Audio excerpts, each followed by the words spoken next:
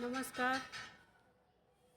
आपका हमारे YouTube channel अर्चना हिंदी साहित्य अध्ययन में बहुत बहुत स्वागत है। जैसा कि आपको पता है, इस समय हम छायावाद युग के जो प्रमुख कवियों हैं और उनकी रचनाएं जो हैं प्रसिद्ध नहीं, सारी रचनाएं जो हैं उसके बारे में हम अध्ययन कर रहे हैं। चाहे वो रचनाएं प्रसिद्ध हों चाहे ना प्रसिद्ध हों, सब रचनाओं के बारे में हमें पढ़ना पड़ता है अगर जो पेपर क्लियर करना है तो छायावाद की जो सीरीज चल रही है प्रश्नों की, तो अब तक हमने 210 प्रश्न कर लिए थे। अब आगे के 2 से 11 प्रश्न से देखेंगे जो परीक्षा की दृष्टि से बहुत ही महत्वपूर्ण है। अगर आप पिछले प्रश्न नहीं देखें तो चैनल पर जाकर के वो प्रश्न देखिए और अपनी तैयारी को बेहतर बनाइए। शुरू करते हैं 211 नंबर का प्रश्न। कवि और कविता का नाम लिखिए। इसमें कवि और कविता का नाम दोनों पूछ रहा है, तो आप समझ सकते हैं कि पेपर का लेवल कैसा होता है। तो पेपर अब टफ बनने लगे हैं और इसलिए हमें हर तरह से तैयारी करनी चाहिए। तो मृत्यु तुम्हारा गरल दंड, कंचुक कल्पांतर अखिल, विश्व का विवर, वक्र कुंदन दिक मंडल।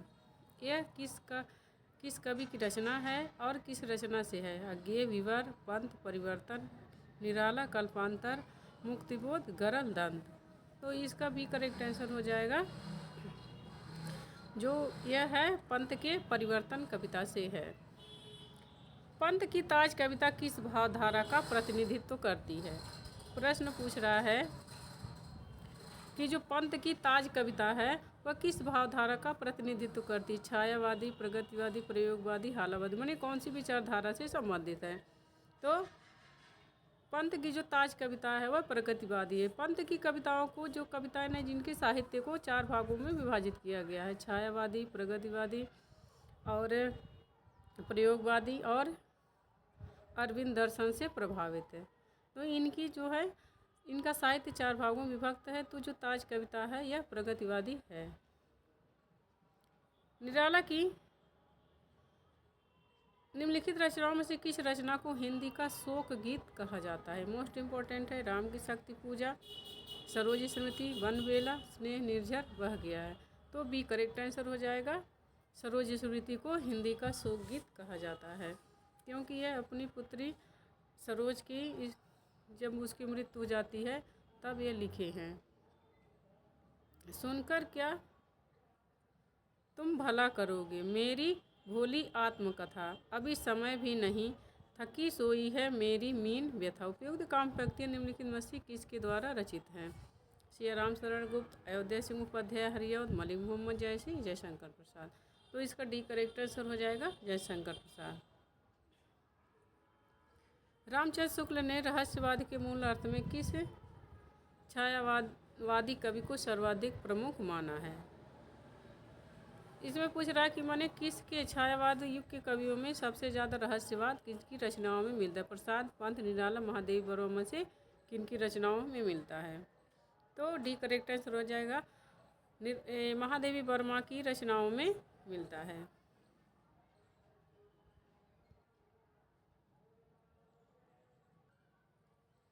आगे है, इस समय तो भारतीय पुरुष जैसे अपने मनोरंजन के लिए रंग बिरंगी पक्षी पाल लेते हैं, उपयोग के लिए गाय और घोड़ा पाल लेता है, उसी प्रकार वह स्त्री को पालता है तथा पालित पशु पक्षियों के समान वह उसके शरीर और मन पर अधिकार समझता। उपयुक्त कथन किसका है? महादेवी वर्मा का, प्रभा खेतान का, अनामिका का, मैत्रेयी पुष्पा का।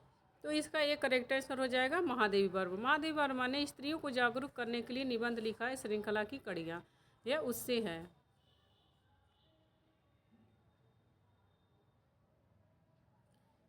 नई कविता के प्रथम अंक में निराला की किस कविता को अनेक कवियों द्वारा सामूहिक रूपांतर प्रकाशित हुआ? तुलसीदास, जूही की कली, सरोज स्मृति, कुकुरमुत्ता। तो इसका भी करेक्ट आंसर है जूही की कली।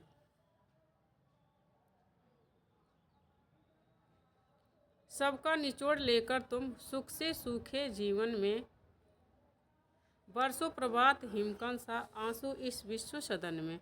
प्रस्तुत पंक्तियों में निम्न में से किसकी हैं? सियाराम शरण गुप्त, नागार्जुन, रामधारी सिंह दिनकर, जयशंकर प्रसाद। तो यह जयशंकर प्रसाद की काव्य रचनाएं हैं।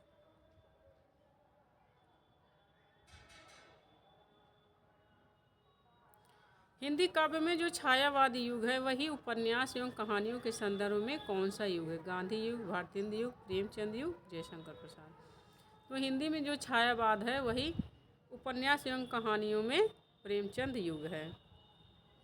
क्योंकि जो गद्य की विधाएं हैं उनमें अक्सर के जो युग चले हैं, तो जो व्यक्ति विशेष जिसमें प्रसिद्धि प्राप्त किया, जो उस विधा का सबसे प्रसिद्ध है कवि लेखक था, उसके नाम से युग चला गया। तो उपन्यास और कहानी लिखने में सर्वश्रेष्ठ प्रेमचंद थे, इसीलिए वह युग प्रेमचंद के नाम से चल गया।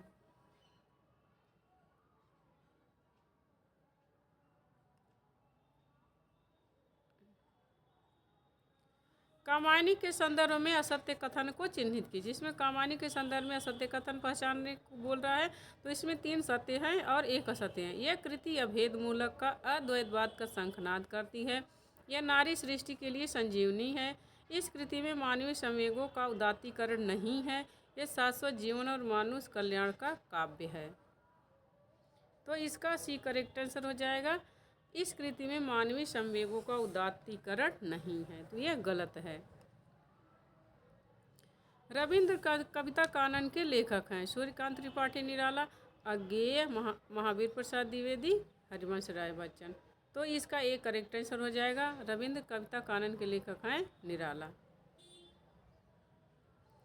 आधुनिक काल के तीसरे उत्थान की प्रमुख साहित्यिक प्रवृत्ति नई कविता, प्रगतिवाद, छायावाद, प्रयोगवाद। तो तीसरा उत्थान मतलब छायावाद, क्योंकि शुक्ल जी ने प्रथम उत्थान, द्वितीय उत्थान ऐसे करके दिया है। तो प्रथम उत्थान भारतेंदु युग, द्वितीय उत्थान द्विवेदी युग, तृतीय उत्थान छायावाद। कामायनी किसकी पुत्री है? मनु, श्रद्धा, काम, ईड़ा। तो कामायनी जो है काम की पुत्री है। प्रसाद की गीत कला का उत्कृष्ट रूप उनके किस संकलन में दिखाई देता है? झरना, आंसू, लहर, तरंग। तो लहर करेक्ट आंसर हो जाएगा डी। किस कवि की कृति को छायावाद का घोषणा पत्र कहा जाता? मोस्ट इंपॉर्टेंट प्रश्न है। सुमित्रानंदन पंत, जयशंकर प्रसाद, महादेवी वर्मा, रामकुमार वर्मा। तो एक करेक्ट आंसर हो जाएगा। सुमित्रानंदन पंत की रचना को छायावाद का घोषणा पत्र कहा जाता है। आगे है, कामायनी को छायावाद का उपनिषद किसने कहा है? डॉक्टर नगेंद्र, गजानन माधव मुक्तिबोध, इंद्रनाथ मदान और शांतिप्रिय द्विवेदी। तो इसका डी करेक्ट आंसर हो जाएगा, शांतिप्रिय द्विवेदी। आगे की जो कविता है, आगे का प्रश्न मोस्ट इम्पोर्टेंट है प्रश्न, और यह पूछा गया है। धिक जीवन जो पाता ही आया है विरोध।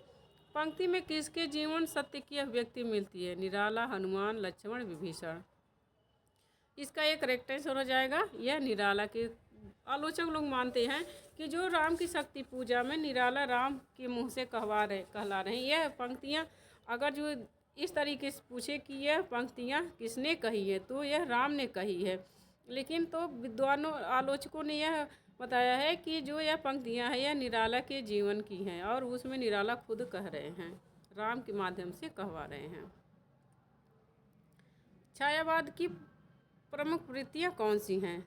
अलंकारिक, साहित्यिक, शैलीगत, प्रायोगिक। तो सी करेक्ट आंसर हो जाएगा, शैलीगत। आगे है, निराला के अनुसार हिंदी में मुक्त काव्य किस छंद की बुनियादी पर सफल हो सकता है? रोला, दोहा, चौपाई, कवित्त। तो इसका डी करेक्ट आंसर हो जाएगा, कवित्त। स्नेह निर्झर बह गया है, रेत ज्यों तन रह गया है, उपयुक्त गीत किस कवि का है? प्रसाद, पंत, निराला, महादेवी वर्मा। तो इसका डी करेक्ट आंसर हो जाएगा, यह निराला का है। स्नेह निर्झर बह गया है, रेत ज्यों तन रह गया है।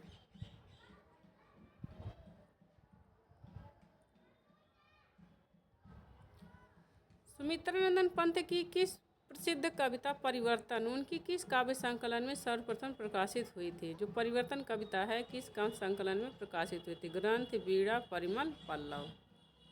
तो डी पल्लव। निराला की कविता राम की शक्ति पूजा पर किस रचना का सर्वाधिक प्रभाव है? वाल्मीकि रामायण, कृत्तिवास रामायण, रामचरितमानस, विष्णु पुराण। तो बी करेक्ट आंसर हो जाएगा, जो कृत्तिवास रामायण पर यह बांग्ला रामायण है, तो इस पर प्रभाव पड़ा है।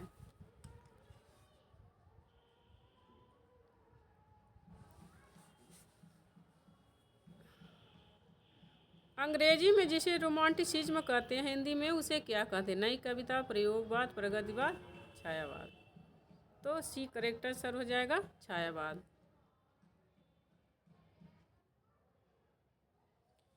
पंत जी की ग्राम्य कृति का संबंध है? ग्रामीण परिवेश से, प्रगतिवादी दृष्टि से, कल्पना लोक से, नई कविता से।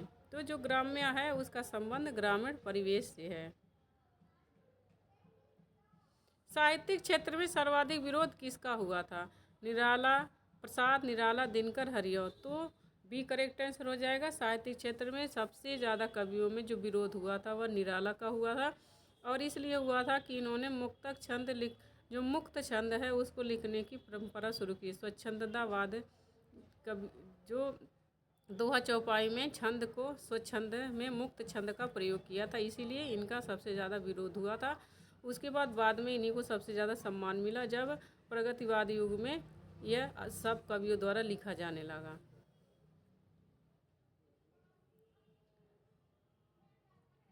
तेरा देखूं वैभव या जीवन का क्रंदन देखूं, यह किसका कथन है? महादेवी वर्मा, प्रभा खेतान, अनामिका, मैत्रेयी पुष्पा। ये कह रही हैं कि तेरा वैभव देखूं या अपने जीवन का क्रंदन देखूं। तो यह महादेवी वर्मा की काव्य कृतियाँ हैं, पंक्तियाँ हैं। इनमें से कौन उत्तर छायावादी कवि नहीं है? नरेश शर्मा, रामकुमार वर्मा, बच्चन सिंह, अंचल।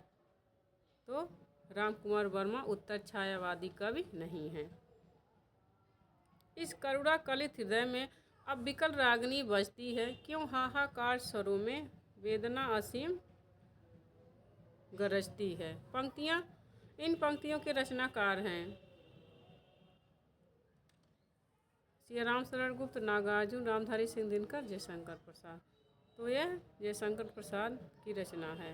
हिंदी में महाप्राण किस कवि के लिए प्रयुक्त होता है? प्रसाद, निराला, दिनकर, हरिऔध। तो जो महाप्राण है वह निराला के लिए कहा जाता है। इन्हें महाप्राण सूर्यकांत त्रिपाठी निराला कहा जाता है। मिलन का मत नाम लो, मैं विरह में चिर हूँ। काव्य पंक्ति किस रचनाकार की है? महादेवी वर्मा, प्रभा खेतान, अनामिका, मैत्रेयी पुष्पा। एक करेक्ट आंसर हो जाएगा महादेवी वर्मा। छायावादी युग का प्रवर्तक किसे कहा जाता है? सियाराम शरण गुप्त, नागार्जुन, रामधारी सिंह दिनकर, जयशंकर प्रसाद। तो छायावाद युग का प्रवर्तक जयशंकर प्रसाद को कहा जाता है। निराला की बादल राग कविता का संबंध है? छायावादी सौंदर्य से, प्रगतिवादी चेतना से, प्रयोगवादी चेतना से, प्रकृति के सौंदर्य से। तो इसका बी करेक्ट आंसर हो जाएगा, डी करेक्ट आंसर होगा, प्रकृति के सौंदर्य से। बादल राग कविता का संबंध है प्रकृति के सौंदर्य से। छायावाद का पूर्वाभास किस कवि की रचनाओं में प्रकट हुआ है? मुकुटधर पांडे, रूपनारायण पांडे, लोचन प्रसाद पांडे, श्याम नारायण पांडे। तो एक करेक्ट आंसर हो जाएगा मुकुटधर पांडे। चित्रात्मक भाषा एवं लाक्षणिक पदावली किस युग की कविता की विशेषता? नई कविता, प्रगतिवाद, छायावाद, प्रयोगवाद। इसका सी करेक्ट आंसर हो जाएगा, छायावाद। आधुनिक काल की किस काव्यधारा में रहस्यवाद की भावना पाई जाती है? नई कविता, प्रगतिवाद, छायावाद, प्रयोगवाद। तो इसका भी सी करेक्ट आंसर हो जाएगा, छायावाद में रहस्यवाद की भावना अधिक पाई जाती है। निराला का जन्म कहाँ हुआ? तो उत्तर प्रदेश, उड़ीसा, बंगाल, बिहार।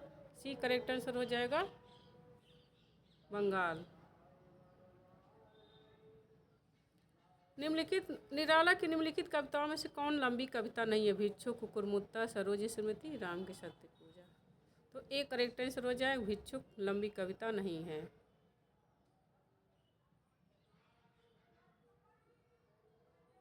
हृदय का मधुभार काव्य रचना है? शुक्ल की, प्रसाद की, पंत की, निराला की। तो ये इसका एक करेक्ट आंसर हो जाएगा, ये शुक्ल की है। शुक्ल मतलब आचार्य रामचंद्र शुक्ल। पंचवटी प्रसंग काव्य के रचयिता हैं प्रसाद, निराला, दिनकर, हरिऔध। तो यह निराला की रचना है पंचवटी प्रसंग। आकाशगंगा काव्य संग्रह है नरेंद्र शर्मा, रामकुमार वर्मा, बच्चन, अंचल। तो यह रामकुमार वर्मा का है। सप्तपड़ा किसकी कृति है? सप्तपड़ा किसकी कृति है? तो यह है महादेवी वर्मा की। रबड़ छंद या केचुआ छंद किस कवि की कविताओं को लक्ष्य करके कहा गया है? सुमित्रानंदन पंत, जयशंकर प्रसाद, महादेवी वर्मा, निराला। तो यह निराला की जो काव्य रचनाएं हैं उस पर आलोचकों ने इनकी आलोचना की है कि इनकी जो रचनाएं हैं वह रबड़ छंद या केचुआ छंद है उसमें, क्योंकि ये मुक्तक छंद में लिखना शुरू किए थे।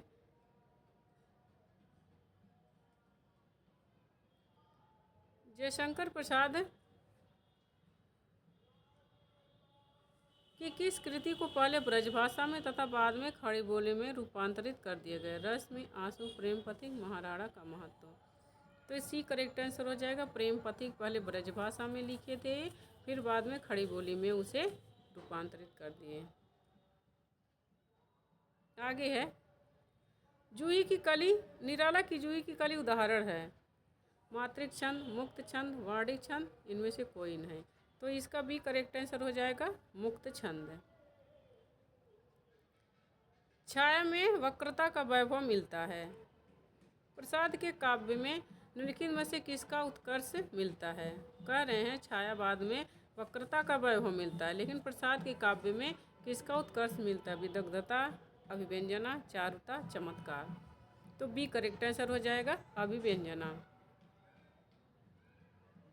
केवल सूक्ष्मगत सौंदर्य सत्ता का राग कहकर छायावाद का किसने विरोध किया था? महादेवी वर्मा, प्रभा खेतान, रामचंद्र शुक्ल, अज्ञेय। तो इसका एक करेक्ट आंसर हो जाएगा महादेवी वर्मा। छायावाद के समर्थन में सबसे पहला लेख लिखने वाले लेखक हैं? तो एक करेक्ट आंसर हो जाएगा मुकुटधर पांडे। अग्निपथ के पार चंदन चांदनी का देश किसकी पंक्ति है? महादेवी वर्मा, हरिवंश राय बच्चन, रामनरेश त्रिपाठी, अज्ञेय। यह महादेवी वर्मा की पंक्तियां हैं। अग्निपथ के पार चंदन चांदनी का देश है।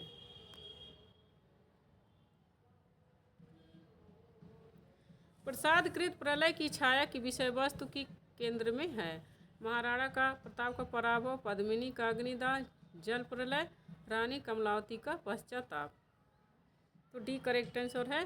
प्रलय की छाया की जो केंद्र वस्तु है वह रानी कमलावती का पश्चाताप है। हिमकिरीटनी किसकी रचना है? तो यह माखनलाल चतुर्वेदी की है। निम्नलिखित में से कौन सी रचना सुमित्रानंदन पंत की नहीं है? युगपथ, अतिमा, उत्तरा, गीतकुंज। तो गीतकुंज जो है यह इनकी रही है सुमित्रानंदन पंत की। निम्नलिखित में से कौन सी रचना महादेवी वर्मा की है? वीणा, गीतिका, निशा, नीरजा। तो डी करेक्ट आंसर हो जाएगा। जो नीरजा है यह महादेवी वर्मा की रचना है। निम्न में से कौन सी रचना और उसके रचनाकार का युग्म सही नहीं है? कविता कौमुदी, रामनरेश त्रिपाठी, हिमकिरीटनी, माखनलाल चतुर्वेदी, हल्दी घाटी, श्याम नारायण पांडे, रसवंती, सिया रामशरण गुप्त। तो इसका जो डी है वो करेक्ट आंसर है। रसवंती सिया रामशरण गुप्त की रचना नहीं है। इनमें से कौन सा जोड़ा सही है? महादेवी वर्मा, निहार, मैथिली शरण गुप्त, कामायनी, वह तोड़ती पत्थर, पंत, निराला, श्रृंखला की कड़ियाँ। तो ए करेक्ट आंसर है महादेवी वर्मा, निहार। छायावाद के प्रमुख कवियों में किसके गीतों में मधुर वेदना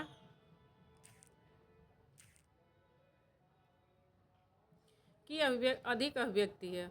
महादेवी वर्मा, हरिवंश राय बच्चन, दिनकर, पंत। तो महादेवी वर्मा की रचनाओं में अधिक मधुर वेदना है। छायावाद की पहली रचना मानी जाती पल्लव लहर, कामायनी, झरना। तो इसका डी करेक्ट आंसर हो जाएगा। झरना छायावाद की पहली रचना है। हिंदी में कौन सी रचना महादेवी वर्मा की नहीं है? यामा, दीपशिखा, आंगन के पार द्वार, सप्तपहरा। तो सी करेक्ट आंसर हो जाएगा। आंगन के पार द्वार यह महादेवी वर्मा की नहीं है बल्कि अज्ञेय की है। परिमल किस कवि की रचना है? मैथिली शरण गुप्त, जयशंकर प्रसाद, रामधारी सिंह दिनकर, सूर्यकांत त्रिपाठी, निराला। तो यह डी करेक्ट आंसर हो जाएगा। परिमल निराला जी की रचना है। जयशंकर प्रसाद की कामायनी की भाषा अवधी, बुंदेली, खड़ी बोली, ब्रज भाषा। तो कामायनी की भाषा है खड़ी बोली। गीतिका के रचनाकार का नाम है Prasad Pant, Nirala, Mukutdhar Pandey. C correct answer हो जाएगा निराला। यह जो गीतिका रचना है वह निराला की है। रविंद्र कविता कानन के लेखक हैं? निराला। कौन सी रचना महाकाव्य नहीं है? Kamayani, Priya Pravas, Saket, Pallav. D correct answer Pallav. यह महाकाव्य नहीं है। निराला की अंतिम कविता है राम की शक्ति पूजा, तुलसीदास, सरोज स्मृति, पत्रोत्कंठित जीवन का विष बुझा हुआ है। तो डी करेक्ट आंसर है निराला की पत्रोत्कंठित जीवन का विष बुझा हुआ है जो है यह अंतिम रचना है। महादेवी वर्मा का प्रथम काव्य संकलन है दीपशिखा, यामा, निहार, रश्मि। तो जो सी है इसका करेक्ट आंसर निहार इनका पहला काव्य संकलन है। कला और बूढ़ा चांद के लेखक हैं? रामधारी सिंह दिनकर, सुमित्रानंदन पंत, सूर्यकांत त्रिपाठी, निराला, नंद दुलारे वाजपेयी। सुमित्रानंदन पंत इसके हैं कला और बूढ़ा चांद के लेखक। स्वच्छंदतावाद की विशेषता नहीं है? प्रकृति पर्यवेक्षण, प्रेम चित्रण, कथा गीत प्रयोग, ब्रज भाषा में रचना।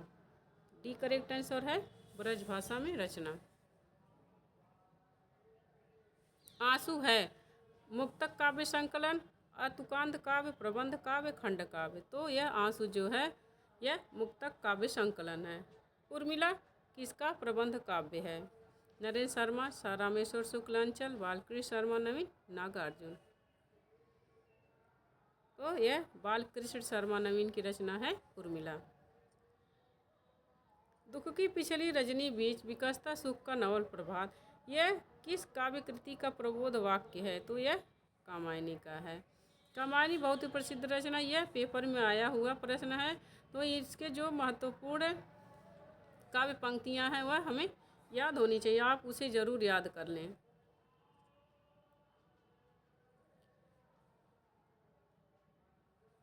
प्रस्तुत काव्य पंक्ति के रचयिता का नाम लिखिए। कितने हृदयों के मधुर मिलन, क्रंदन करते बन विरह को। यह किसकी रचना है? तो यह जयशंकर प्रसाद की रचना है। अब यहीं पर हमारा 280 प्रश्नों का कि यह जो छायावाद युग की श्रृंखला चल रही है 70 प्रश्नों की, यहीं पर ख़त्म होती है। कल हमने 210 तक किया था और आज 210 से 280 तक हम 70 प्रश्न कंप्लीट कर लिए हैं। तो अगर जो आपको यह वीडियो अच्छी लगी और लगे कि आपकी किस परीक्षा में किसी भी प्रकार की मदद करेगी तो हमारे चैनल को सब्सक्राइब करिए, क्योंकि ऐसे बहुत से ऐसे प्रश्न हैं, ऐसे वीडियो जो मैंने अपने चैनल पे डाल रखा है। तो उसे जा कर के आप देखिए और अपनी तैयारी को और बेहतर बनाइए। अगर जो वीडियो अच्छी लगी हो तो आप हमारे चैनल अर्चना हिंदी साहित्य अध्ययन को सब्सक्राइब करिए, लाइक करिए, ताकि हमें एक मोटिवेशन मिले।